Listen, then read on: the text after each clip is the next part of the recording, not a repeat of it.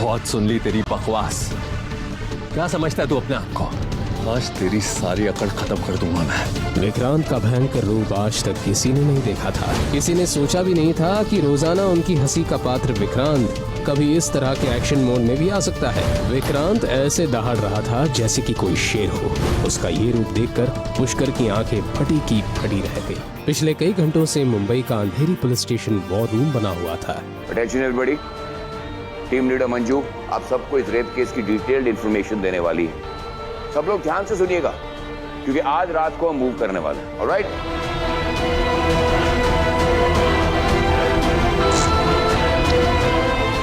जो बोर्ड उस आदमी ने आगे किया था उस पर कई सारे फोटोज लगे हुए थे।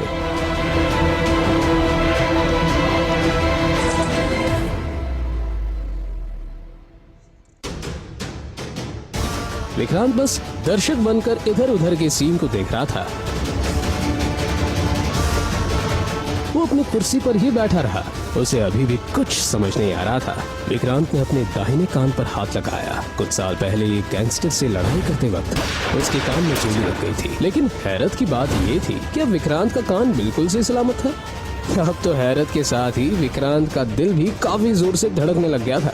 उसे ये सब बड़ा अजीब सा लग रहा था। इस वक्त वो अपना चेहरा देखना चाहता था। विक्रांत अपनी कुर्सी पर बैठे बैठे इधर उधर नजरें दौड़ाते हुए आईने की तलाश करने लगा। वहाँ पर एक फोटो रखी हुई थी और उस आदमी ने पुलिस यूनिफॉर्म पहनी हुई थी। इस फोटो को देखते ही विक्रांत के चेहरे पर पसीना आ गया। लेकिन पुलिस यूनिफॉर्म में मेरी फोटो कैसे आई?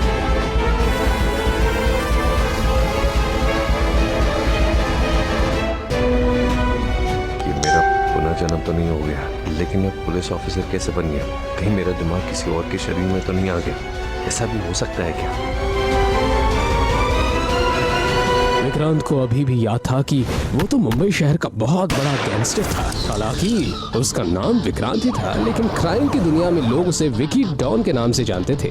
कुछ लोग उसे विकी शूटर भी कहते थे। वो पूरी मुंबई पुलिस के लिए एक बड़ा सरदर्द बना हुआ था। लेकिन फिर ये सब कैसे हुआ? पुलिस की वर्दी में उसकी फोटो कैसे आई?